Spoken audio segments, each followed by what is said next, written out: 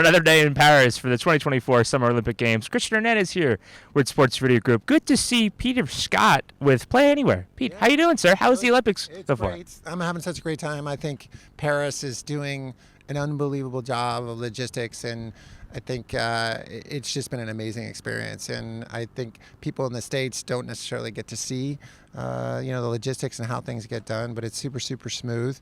The IBC is in a beautiful facility, and we're lucky to be here working with our partner Dentsu. Right, and let's talk about that. Obviously, Play Anywhere, like you mentioned, is playing a big role in what you guys are doing with Dentsu. But I guess for someone who may not be aware, I guess let's pull out a little bit. Talk about what you are doing here and how the partnerships work and what some of the workflows that you're doing for those partnerships. Yeah, no problem. So we have a concept around interactive rights, and we really believe that that's potentially a new media rights category.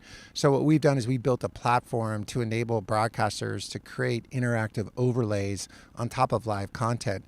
So about 8 months ago, Dentsu came to us and said, as the rights holders in Asia, hey, we'd like to implement your solution. Let's go and work with the IOC to figure out when broadcasters can and cannot put interactive overlays. And that could be gamification like trivia. It could be data, medal counts, extra information about the teams, and sponsorships. So we worked really closely with IOC and our partner Dentsu to sort of enable this. And then Dentsu distributes the Olympics to about 22 networks in Asia.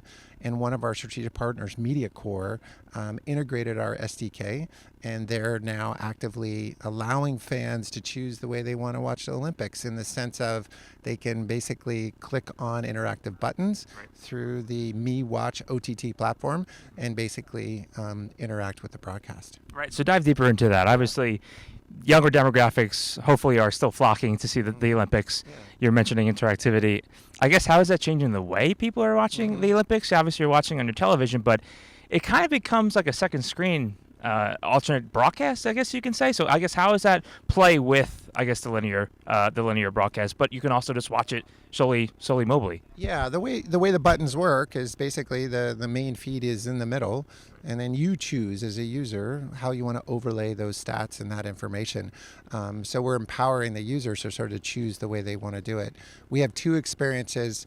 That one with Me Watch, where it's embedded our SDK, and then we are working with Claro Sports in Mexico that basically has a QR code that goes on the screen. You click on that QR code, and we have a second screen companion, and in there is trivia questions in Spanish, medal counts, stories, et cetera, et cetera. So we're able to do interactivity both through a QR code and through our Play Anywhere SDK. Sure. So last one for you, but keeping that in mind, the way viewing habits have changed, the ever, evolving way this industry works. Where do you see this, fitting into that future, or you can call it present because it's changing right now? Yeah. Where do you see that, and maybe for the next Olympic cycle, or even 26 or 28, how it can, play a bigger impact? Yeah, we're seeing the numbers are really good, that people are clicking on these buttons to kind of control the way they want to watch. So I think this is going to be consistent throughout sports. For the next Olympics, we think we'll be able to work with all the broadcasters. And I think in sports entertainment, reality TV, you see something in the content that you want to buy, you can quickly buy it.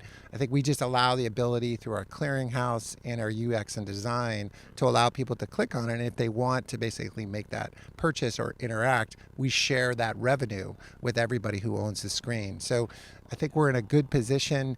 We're all blessed with TikTok, right? Where the younger generation is sort of seeing video, and the immediate reaction is, I want to interact with it, whether make a purchase. So we have one generation that's sort of growing up with that expectation. And I think on the older generation, I think the ability for them to quickly get information, medal counts, bios about athletes, et cetera, that's something that's very close. And I think that's going to be very, very consistent in the future. And you're 100% right. Maybe not the whole audience will do it, but there'll be, we see with our partnership with the league about 30% of the audience engaging and doing those things. So that's why we think it's just going to evolve and get bigger. Sure. There's always something for everyone, it seems like, and maybe it will continue moving forward. But Pete, it was good to see you.